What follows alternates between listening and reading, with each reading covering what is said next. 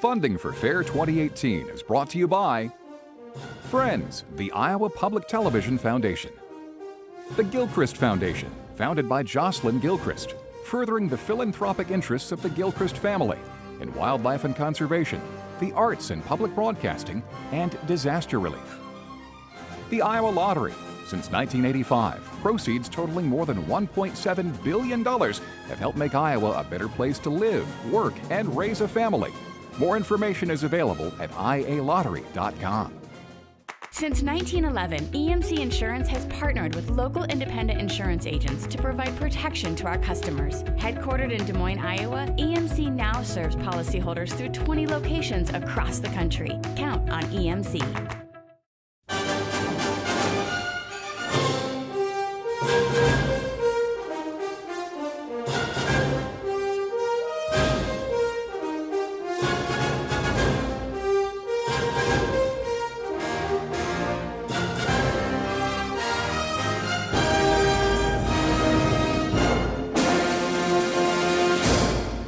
Hi everyone, I'm Bill Riley and welcome to the pinnacle of every Iowa summer, the State Fair.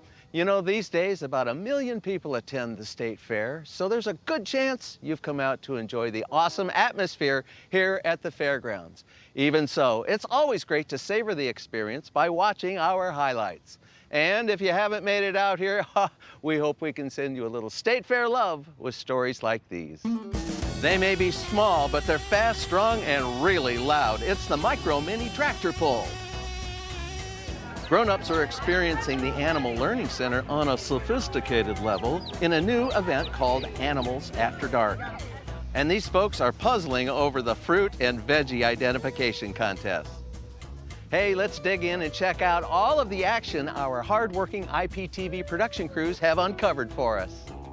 What better way to start than with the woeful rubber chicken and a flock of strong-armed women ready to rumble at a classic state fair contest. Testing, 1, 2, 3. Welcome everyone. Welcome to Pioneer Hall. Welcome to the ladies chicken tossing contest.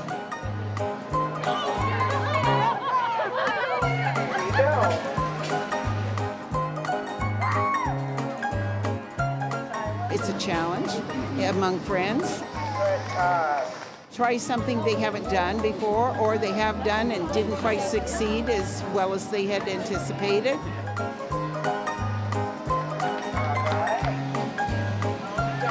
just put your foot over. She means business.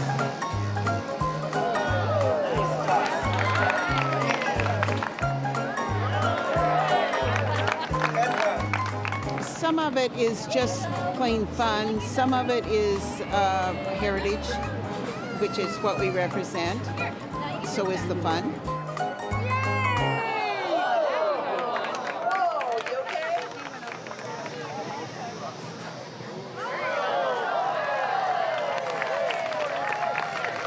I came last year, first time trying the rubber chicken throwing contest, so I wanted to do, we decided to make it a tradition, but this is her first time doing it. If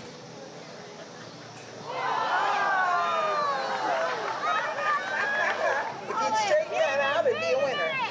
I ended up in the bushes. Yeah. Bad technique. She told me what not to do. There you go. You gonna give her some pointers on that consistency? Yeah. We'll see. I've been trying for years. Now, how do you prepare? She is older. Oh, yeah. Here we go. Good toss. That darn branch. The rubber chicken contest always sounded like fun and wacky and why not? Easy. Something different, something crazy to do as girls. We didn't practice, but we probably should have. Yeah. Nice one. Nice toss. We did okay. Yeah. Oh, gee. I competed in the ladies rubber chicken throwing contest. This was my first time competing in that contest. It was pretty good. Well, actually, it's more about getting to see old friends and making new friends. Second place. Michelle. 50 feet. This is my very first time. I was watching everybody throw underhand, and I decided I'd throw overhand, see how that worked for me.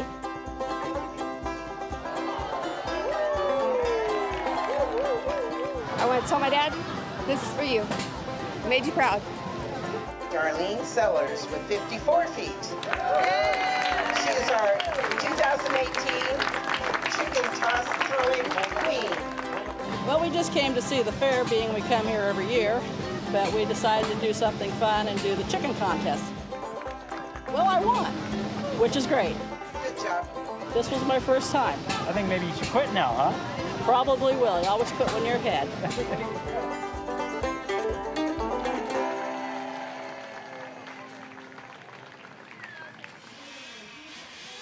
These competitors take this event seriously as they try to achieve the longest pole with the heaviest weight. We're the only tractor pull left at the Iowa State Fair since the grandstand renovation. We pull a toy pulling tractor with a custom-made gearbox, custom tires, with an RC car motor or an airplane engine in it.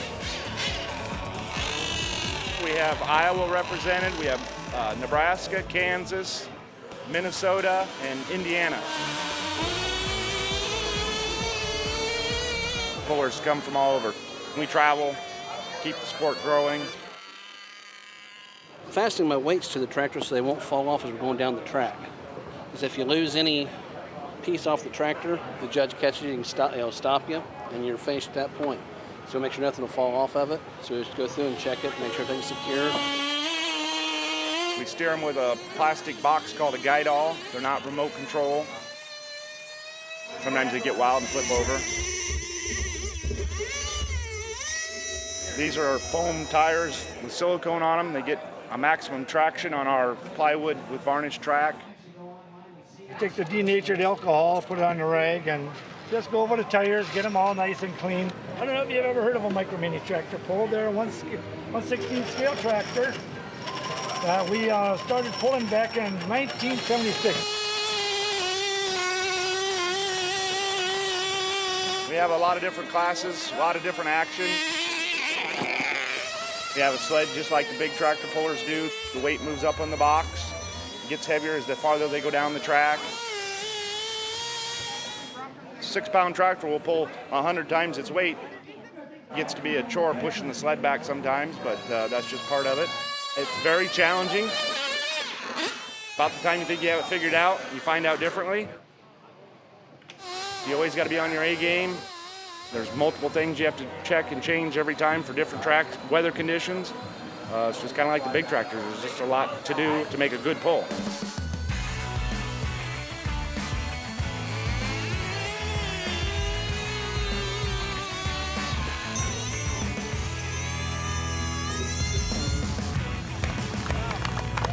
They like the noise. It'll just radiate out through the fairgrounds and the people start coming in and start watching, you know. We farm tractor pull at home, so it's cheaper just sit and watch this.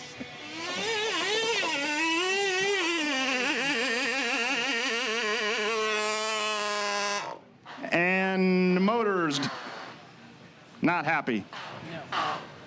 I was wondering what the guy was talking about or what they were doing. You gotta have the gear ratio right, and the motor has to stay running, and you gotta have it balanced correctly, just like the big tractors where the front end stays high. But it all starts with the tires, and then the rest of it has to be, you know, all the little things to make it just that perfect pull.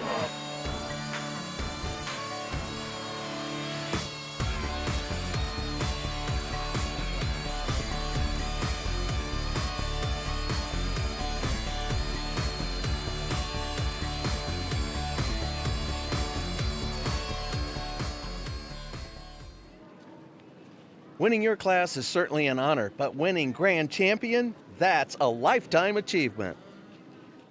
I'm Delaney Howell at this year's 2018 4-H Market Beef Show at the Iowa State Fair.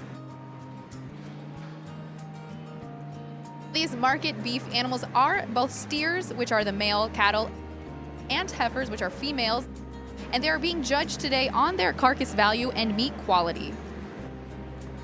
These 4-H exhibitors range in age from 4th grade all the way to seniors in high school. They are exhibiting more than 325 animals in the 4-H Market Beef Show. Let's hear some comments from Judge Schnorr about what she's looking for in today's show.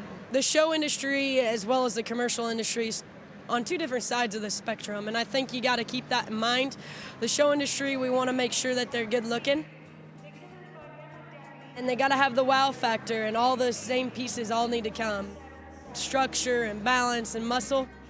And then on the commercial industry, we worry more about fat cover and muscle and not so much the wow factor. So when we could bring commercial and show industry together and kind of have the right calf that blends everything, we got a perfect one. Let's see who's selected as today's Grand Champion Market Steer.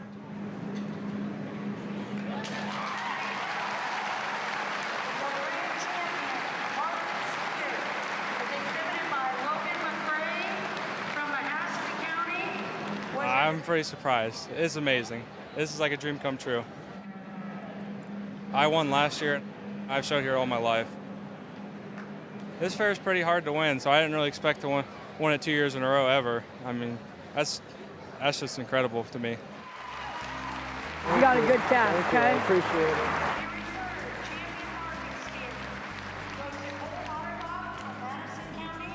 Something to about the kids that are taking them into the ring, the work ethic that they've done all summer to present these steers one time in a quick 5 minutes. It's awfully impressive. Take a time and enjoy this moment. Take a time and look around the ring. Take a time and just say, you did it. Young women, never ever let someone tell you that you cannot do something, because I am living proof right now, judging the biggest state fair show in the country. Tell me why you like to show livestock or cattle at the Iowa State Fair. You get to hang out with a lot of family and friends, and it's just a good experience. Do your friends understand what you're doing at the fair? They're kind of confused sometimes. They're like, what does fitting mean and clipping? Like, I have no idea what that is. Tell us what is fitting. Okay, so fitting, you have this adhesive, which is like glue, and you want to take their hair out to make their legs look bigger, so it's more appealing for the judge.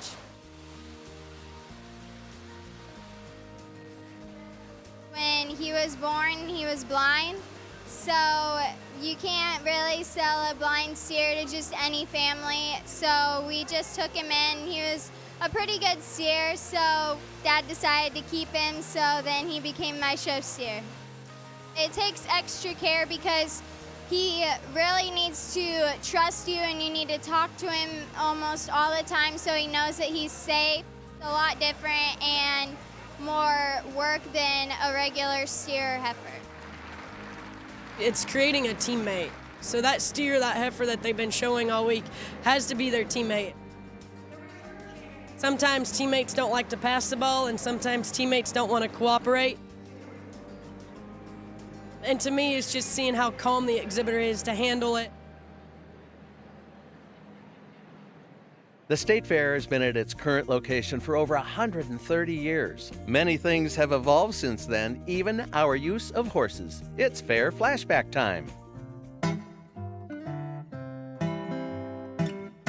Well, the Iowa State Fair is always changing, and part of the reason for the change is that we change in the way of transportation. Sean, people used to come to the fair in the horse and buggy, and the horses, of course, you could park the buggy someplace like I parked my car today, but the horses had to be fed and watered. Yeah, and you'd probably want them in some shade or something because it would be hot in those times, you know, and the horse would be there all day.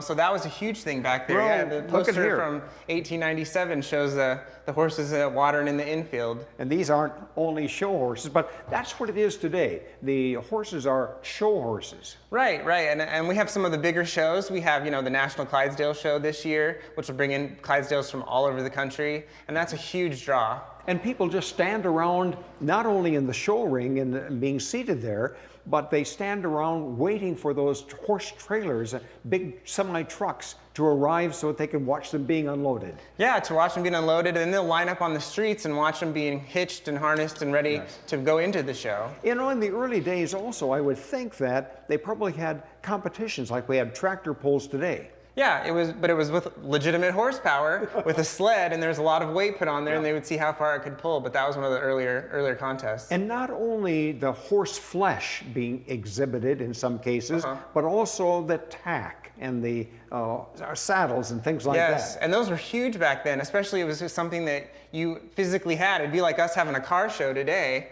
And here's some of our earlier ones. We have a medal from 1891 and another one from 1897, and they were for harness and saddles. And they're very intricate and really neat medals.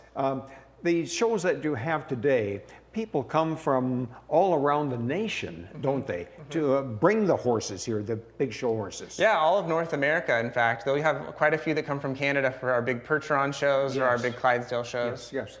Well, it shows that the Iowa State Fair is never static. It always changes, but we have taken horses from where they were means of transportation to just coming and seeing how beautiful they are. Thanks, Sean. Thank you.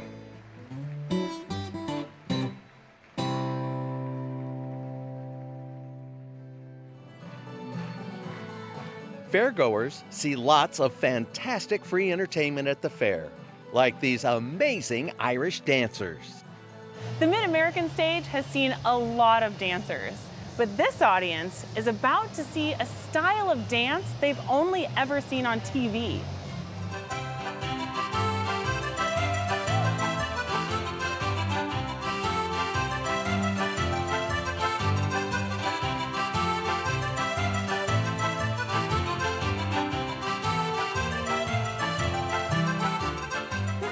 Carl Tubbs, and he is an Irish dancer. Now, I know nothing about Irish dance. Could you teach me something awesome? Yeah. Okay, great, let's do it. So what do I do with my hands? You put them in a fist and keep them at your side. Right at my sides, got it. And what do we do with our feet? You crisscross them, and your feet should kind of be in a triangle. Okay, got it. So what do we do next? Well, I'm going to teach you the first step of the jig. Oh, let's do a jig. Yeah, so first you jump, kick your leg out, then kick back. Got it. And then back to 3-4. Just like that? Yeah. Okay, that's easy. Should we do it one more time? Yeah. Okay, here we go. Feet crossed, hands by my sides. All right, here we go. Ready? Yep. Set, you go. Jump, kick, hop, back to 3-4. I did a jig! Thanks, Carl!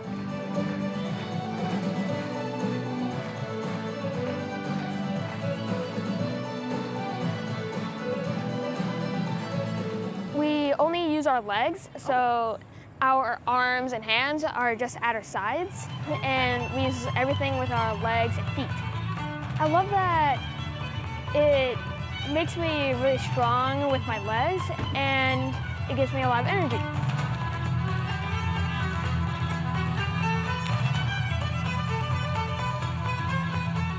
I make a lot of new friends, and I get to learn all these new steps, and I get to go to competitions and dance for other people and see what I can do better and what I've done good.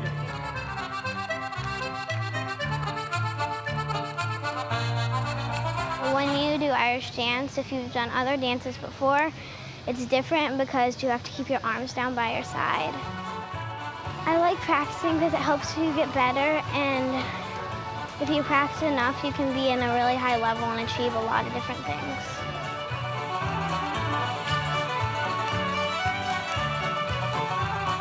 So this is a Celtic knot that is specifically for the Foy School of Irish Dance, and this is specifically for our dance school, but every other Irish dance school has their own Celtic knot that's almost sort of like their team mascot, so that when you're at a competition and you're standing on stage with everyone, you can kind of tell which school everyone is from. So the history of the knots is every single Celtic knot that is used in Irish dance comes from the ancient Book of Kells, which is centuries old.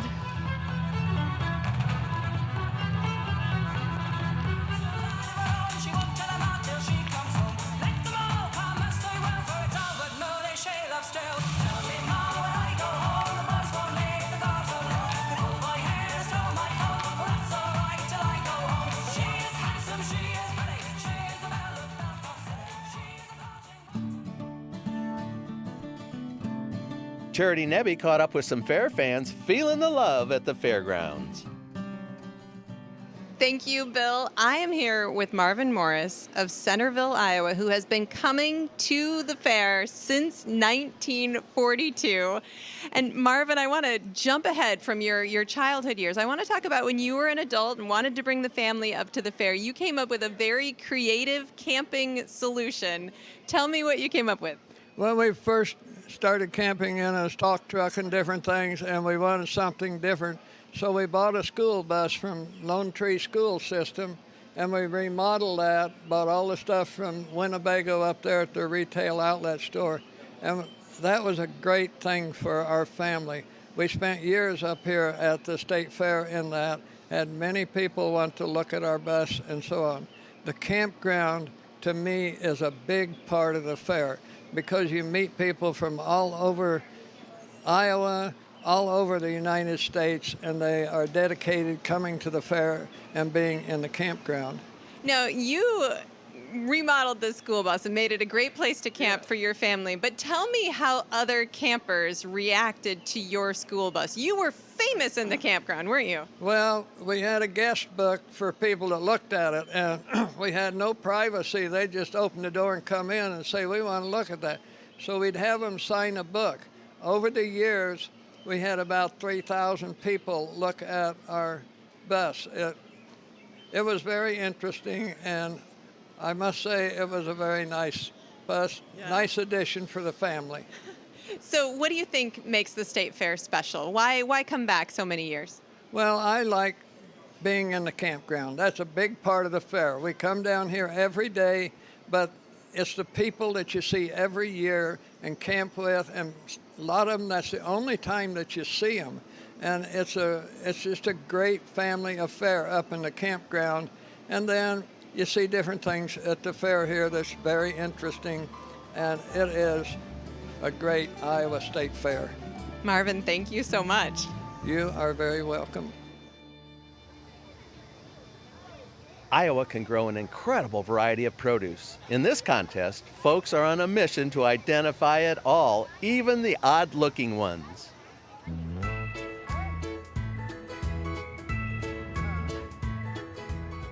Because I like to see if you can find something I do not know.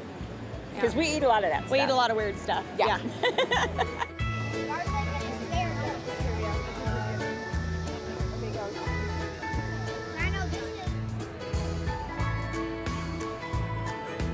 Give them a sheet of paper, and they write down what they think the fruit or vegetable is. They also have to say, is it a fruit or vegetable? We don't tell them that even.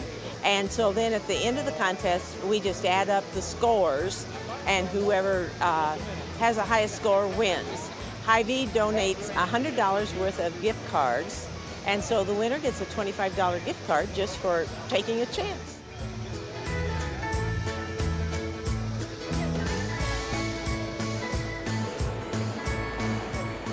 Some of the same people, do it year after year, and they get pretty good because we do have, especially the fruits, rather exotic fruits. They're tropical fruits, a lot of them. They aren't, local fruits. We haven't done it before, just happened to be walking along and thought, oh, something fun to try. So found there were several that we knew and a lot that we didn't.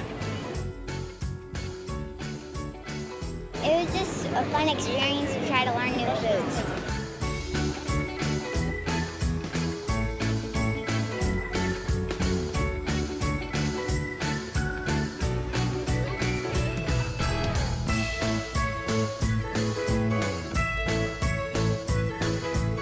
Challenge and a learning experience. There always are. There's so many of them, so we never planned to get them all right.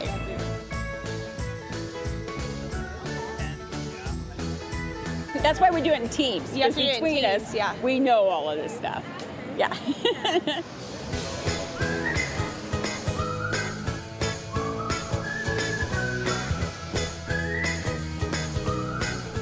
People really are interested in trying to not only determine what they are, but then they always think they're right, and then it's fun to tell if they are right or wrong.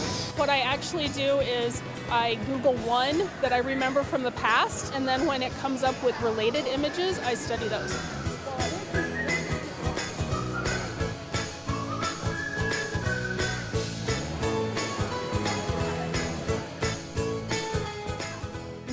really large, what is it, number 39, that I have no clue on that one, but there were some of the others that we thought were pretty easy. The dragon fruit one, right, that we've seen before, so. Yes, number 8. Don't have any idea. She found a new one that she wants to eat. We don't know what it is, but we'll find out, I guess. Yes.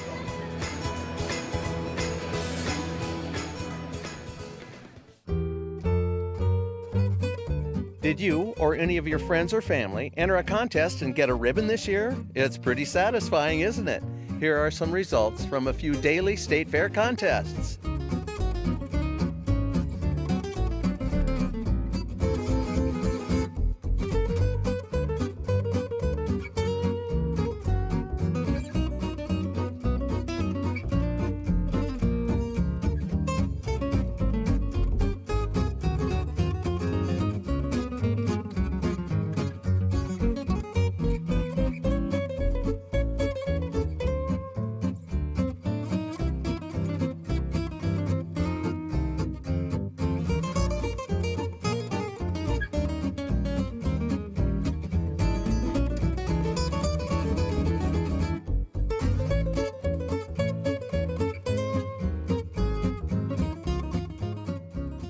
Hey, we're going to take a quick intermission, but we've saved some of the best stories for the second half of our show. The Outhouse Races are a little, well, outrageous, but they've actually become an iconic event at the fair. We'll check out all the action. And they're manly, sometimes groomed, sometimes wild. They're beards, and they're worthy of their own fair time contest. Plus, Dan Wardell has some artistic and resource-wise adventures with kids. We're Iowa Public Television, and we're bringing you in-depth state fair coverage, and we're also having a blast doing it. So meet us back here in a minute for even more.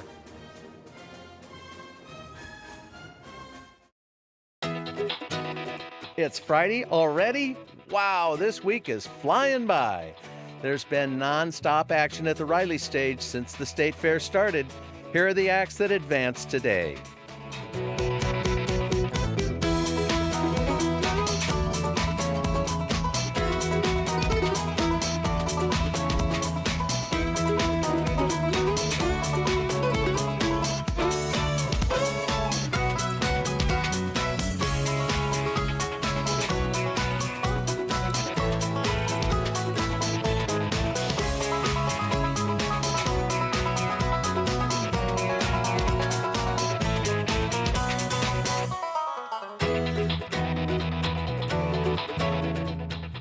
Be sure to turn on the television Sunday night at 8 p.m., flip it to Iowa Public Television, and check out the excitement of the Talent Championships. Welcome back, everyone. Did you know that well over 40,000 ribbons, rosettes, and banners are awarded every year at the Iowa State Fair? Amazing, isn't it? There's all kinds of ways to win those awards, but one of the heritage contests has several categories, and it focuses on a talent that humans have had since the caveman days: growing facial hair. Good luck, gentlemen. I wake up every morning looking like Paul Bunyan. I just don't wear flannel down here at the fair when it's 80-some degrees. Why? Because I've never seen any good sense in putting a sharp blade to my throat. I've had this one for probably 5 years, 6 years. In the service, I used to shave all the time, and I got tired of that, so I just grow a beard. To do a design each year that encompasses something Iowa or Iowa State Fairish, and there ain't nothing cornier than Iowa. Originally, it was let's get a ridiculous face for the new driver's license, and then somebody told me about this beard competition, so I just kept it going. I was reading the Bible, and it said Samuel was dedicated by his mom, and his hair was never cut. So I decided to grow my hair out and beard out. But I cut my hair off. I had a little goatee, and one day I'm going to let it grow, which would be 11 months ago, and so I let it grow, and my girlfriend didn't say she was happy or unhappy. Welcome to Pioneer Hall, welcome to the Iowa State Fair, and welcome to our beard contest. Yahoo! Yes, we always begin with the longest. So those gentlemen that have entered the longest. First time here, This beard about a year and a half, 2 years. This guy almost 3 years. First place for 2018 with, get ready for this, 39 inches. Keeping it out of trouble. I made me a roller and I roll it up when it's not laid out. Tuck the wires in and it holds it in place. If I decide to do some traveling, I might want to get it cut off because going through the wire detectors might be a problem. It's just so wonderful to have so many men participate. We're very, very thankful, very grateful to have you here today, and so wonderful to have such a great audience. I stopped trimming a year ago, and this is my first year here. First place for 2018 is number 839. Well, I knew I wasn't going to win the longest, and I don't do costumes even at Halloween, so I wasn't going to do that one. And I don't think my beard was historical, so grooms seemed to fit. Won the most historic costume because Abraham Lincoln and General Lee and Grant worked here, so they must have thought that I would made a good Paul Bunyan. I am a 1920s/1930s Scottish golfer. Golfing's pretty historic in my family and everything, and once I decided to grow a beard, I couldn't find a better match for it. And for 2018, we have a tie for first place. First time as a bearded lady this year. I've been doing the beard competition for 4 years. So last year I did Sasquatch, and I've done some other costumes. This is the first time as a woman. Walking on sunshine, baby. This is a lifelong dream to win a competition, a genuine blue ribbon competition ribbon at the Iowa State Fair, the granddaddy of all, my beloved Iowa State Fair. We won a blue ribbon today with that. And I couldn't be happier. I could not be happy.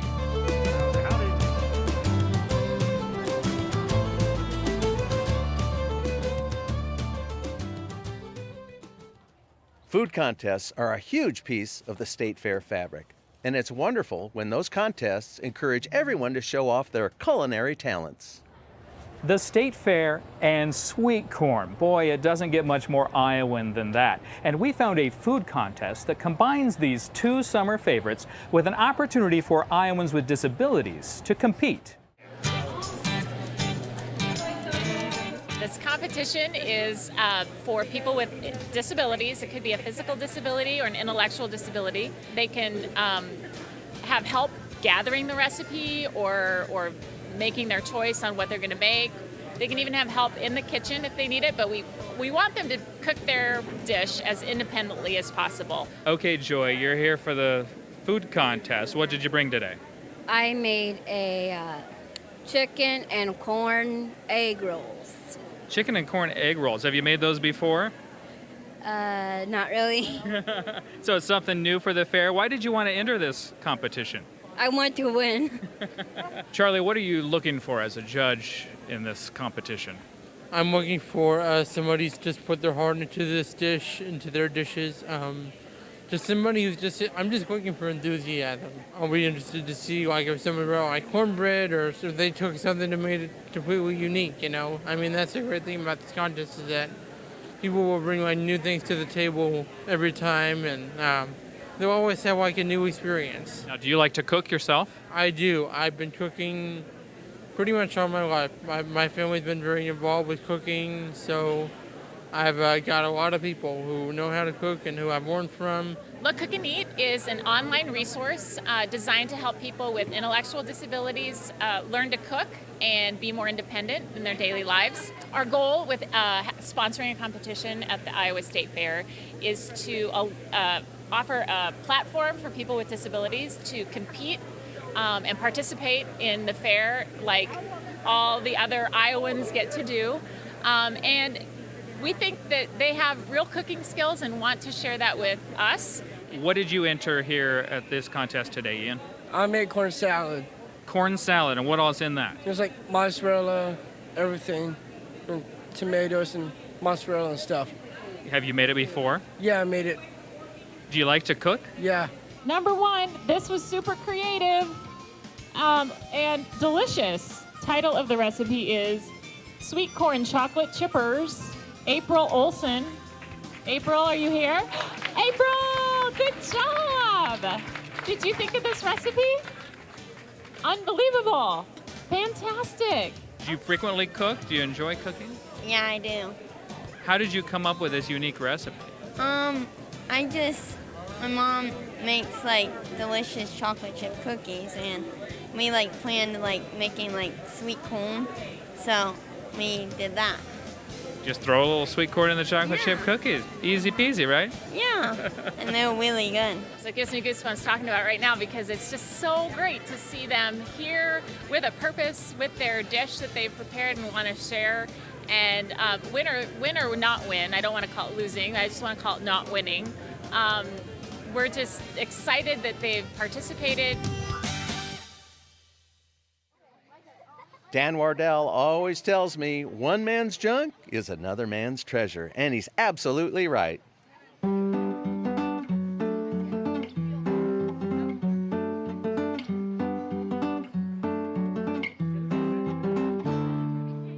As I'm out and about strolling around the fair, people are always asking me, Dan, where did you get such a fancy-dancy bag? The answer? Reuse-a-palooza! So tell us, what is happening at this table? We are building recycled bags out of old vinyl signs from mostly Iowa State, it looks like, and some from Drake and some from Hy-Vee. Just the big banners, we're just reusing them. Emlyn, what did you make today? I made a bag, and I also made a first aid kit. Now wait a second, that is not a first aid kit, that's a CD case. It's a paper in a CD case that says first aid kit. What? Can you open that up and show me? So you recycled a CD, a DVD case, and turned it into a first aid kit? Mm-hmm.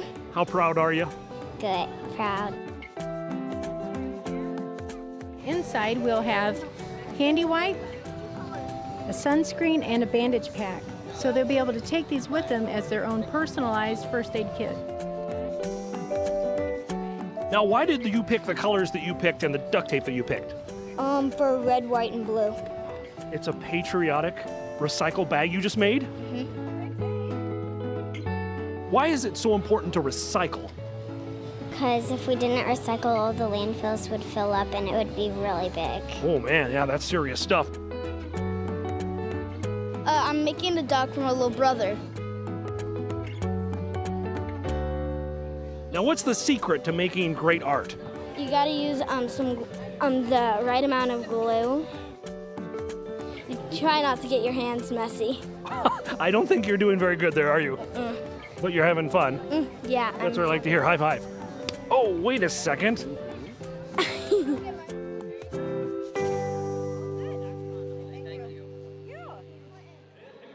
Every year, we cover the sale of champions. Let's take a look behind the scenes to get a refresher on what it's all about. 240. I sold a steer 235.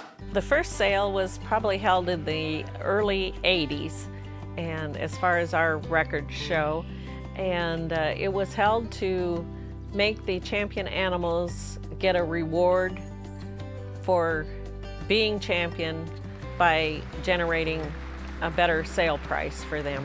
The animals weren't hardly even bringing market price, and that wasn't sitting well with the fair board or with the kids and families that had the champion animals. So basically the organization was restructured in 1989 and formalized with articles of incorporation, IRS number, and et cetera. And so that was kind of the initial of getting things going more in reference towards the sale of champions. There's actually two parts to the sale of champions. The first part that we as an organization, volunteer organization, work with is what we call corporate donors, which we have several and have had for a number of years. And among those corporate donors, they generate about half of the $360,000 that happens during the sale. The other half is generated by the kids and their families, the winners. And they actually work with local businesses to help generate local support, that we call it. And them, their families, in conjunction with a VOAG instructor or FFA or 4-H leaders, that sort of thing. Basically, we have 4 beef animals, a champion and reserve champion steer and champion and reserve champion market heifer. Then we have 4 lambs, 2 from 4-H and 2 from FFA. And then we have 4 swine, 4 hogs represented, 2 from FFA and 2 from 4-H. We actually have also 2 champion meat goats, 1 from 4-H and 1 from FFA. Also, we have 2 pens of broilers and 5 per pen, and 2 pens of them sell in the sale. The foundation has evolved from not only managing the sale, but another big portion of our business is offering scholarships. And so there's two legs to the Iowa Foundation for Ag Advancement, and that is the scholarship side and managing the sale of champions at the state fair.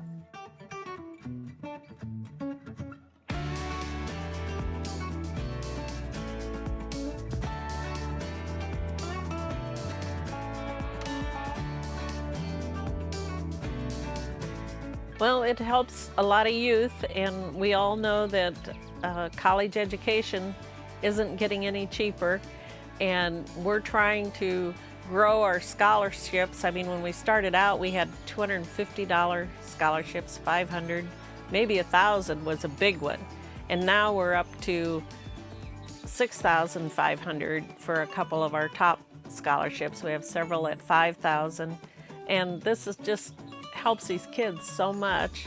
One of our stipulations is that we want these kids to stay in agriculture and stay in Iowa. And both Linda and I had a 4-H upbringing, and our parents did also, and our son and our grandson now. And basically it's a chance for us to give back.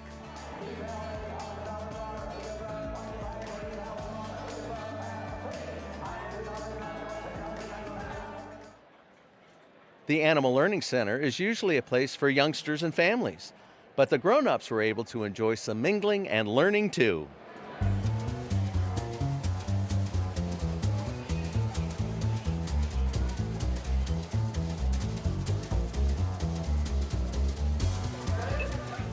Thank you.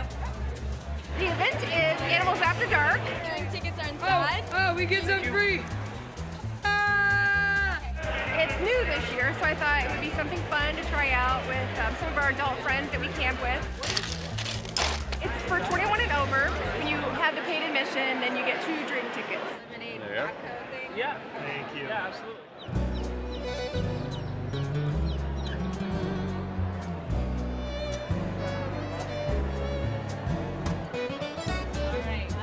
We are at the first Fair After Dark, and it's called Animals After Dark, and it's in the Paul R. Knapp Animal Learning Center. Tonight is the night where they get to come in here, and it's a 21 and over event, and they get to come in and have a few beverages and learn all about the different commodities and animals that we have here in Iowa without kids or strollers. So everybody's here having a good time.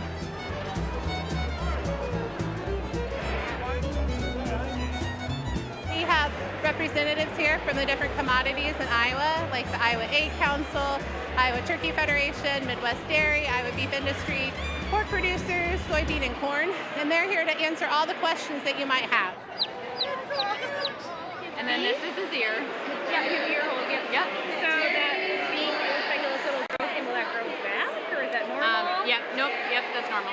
We keep telling people that we only raise toms in Iowa, and that is only males, and people are shocked by that. So it's just fun to get that information out that people don't know.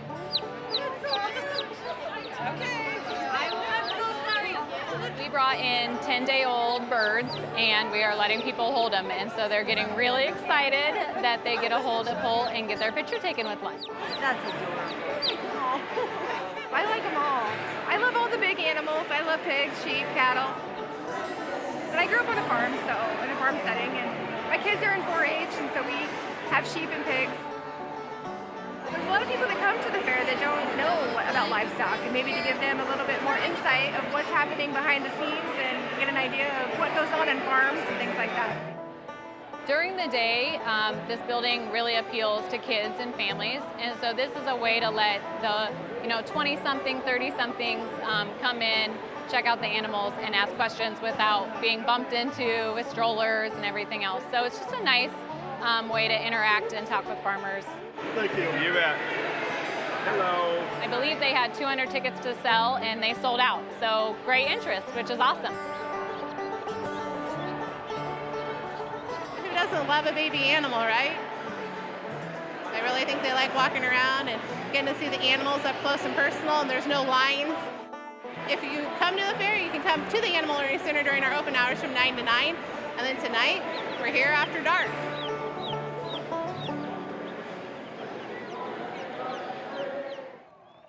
The concept, well, it seems simple. You build an outhouse, throw some wheels on it, push it down the Grand Concourse as fast as you possibly can, but it's not as easy as it looks. This is dedicated to my grandpa's 80th birthday. So Arnie Odlin. It's an old herbicide container that we took the bin out of. So it was easy and it fit a toilet in it. It's very aerodynamic. Nothing catches the wind, so we're good on that end. We're running the Outhouse Races, our 4th year doing it. So yeah, we won last year, so hoping to win again this year. We decided to go for like a lighter theme, so our guys wouldn't have to really work too hard to push me. So I don't even, what's it made out of? Aluminum. Yeah, and then we just got like a little, boat seat in there, and the secret to winning is the person inside. The guys pushing don't do any of the work. It's always the person. It's always the person inside. Yeah, because they got to do all the obstacles. They got to dig through all the sluck and all that stuff. So it's all on me. Because we're the real deal. We're the real deal. Yeah. So I'm Amanda Outhouse.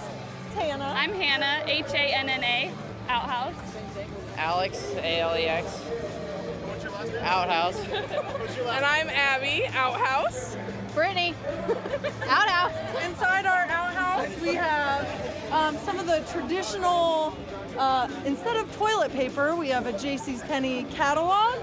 This is our outhouse, our walkout day, and that theme was in July was Christmas in July. It's supposed to look like a chimney. Our lights don't work or nothing, but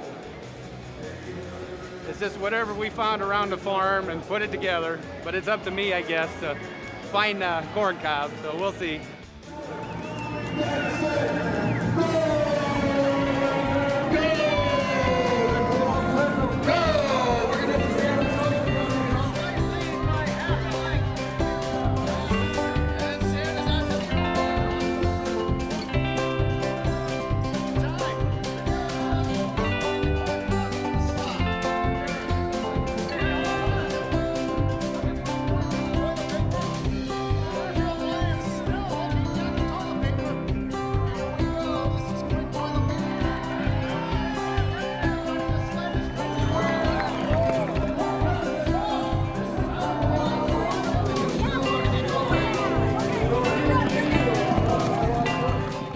Congratulations going out to Rock Green Systems! We're a little worried. We had one of the heaviest houses, 509 pounds, 508 pounds. So we were worried on that, but we got them on the downhill. First year for us in this, so we're rookies of the year and champions first year out. I literally just reached in there and I grabbed it and I was like, oh my gosh, that's actually it. And I had to throw it in the thing and I quick ran over there and did it twice, luckily enough. Tip of advice. Oh, I don't know. Have a good house and just get lucky.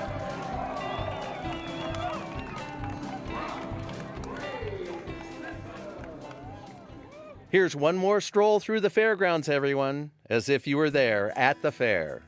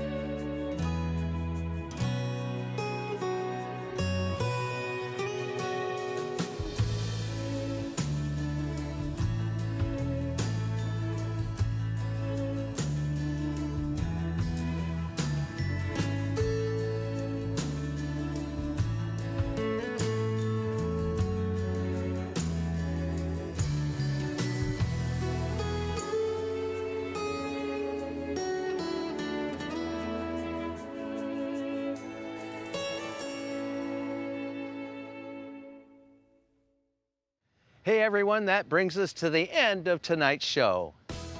Hey, if you enjoy watching this in-depth coverage, consider investing in it. Go to iptvfriends.org/donate to show your support.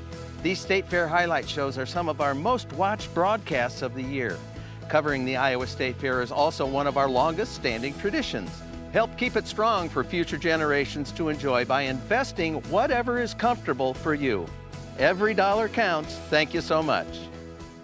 Our last night of highlights is being shot, edited, and polished by our stellar IPTV production team. Here's what we'll be bringing you on tomorrow night's show.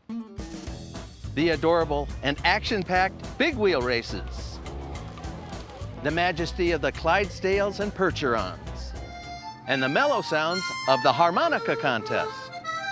Hey, thanks so much for joining us tonight. I'm Bill Riley. Remember, have fun at the fair.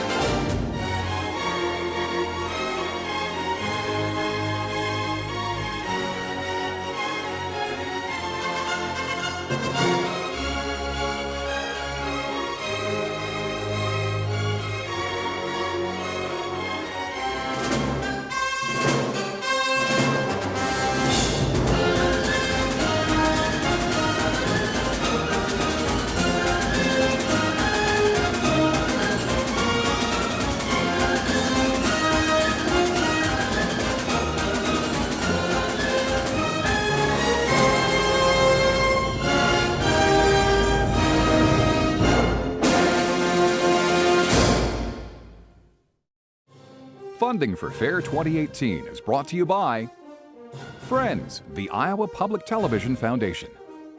The Gilchrist Foundation, founded by Jocelyn Gilchrist, furthering the philanthropic interests of the Gilchrist family in wildlife and conservation, the arts and public broadcasting, and disaster relief.